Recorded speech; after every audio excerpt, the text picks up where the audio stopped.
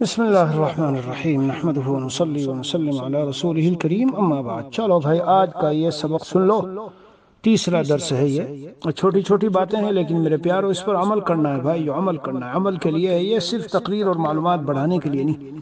کان النبی صلی اللہ علیہ وسلم یکتحل قبل ان ینام بالاثمر ثلاثا فی کل عین۔ یہ روایت ہے، ایک روایت میں ان النبی صلی اللہ علیہ وسلم کانت لہو مکحلہ یکتحل منہا عند النوم ثلاثا فی کل عین، یعنی خلاصہ یہ ہے کہ سونے سے پہلے سرما لگا لینا چاہیے۔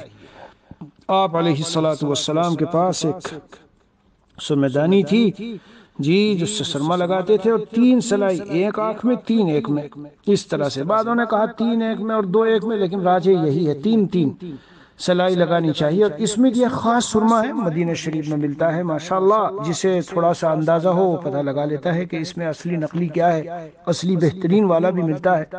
بہرحال خلاصہ سرما لگا لینا چاہیے۔ اکابر کو میں نے دیکھا، حضرت مدنی نور اللہ مرقدہ گجرات کے سفر پر تھے، حضرت مولانا عبداللہ کاپود روی نے سنایا، ان کی باری آئی کہ آج خدمت کریں گے، تو رات کو جب دیکھا کہ لیٹے تو گدا تو ایک طرف ہٹا دیا، دوتائی ایک چھوٹی سی سفید وہ ہوتی ہے وہ ڈالی، اور سرما لگایا، آنکھوں میں سو گئے۔ تو بھائی اس کی بھی عادت ڈالو۔ ہاں، یہ سرما بہت زیادہ مفید، اور رات کو لگانا ظاہر ہے آپ صلی اللہ علیہ وسلم کی ہر سنت میں بڑی حکمتیں ہیں، تو رات کو لگاؤ تو رات بھر سرما آنکھوں میں رہے گا تو بڑا مفید ہے۔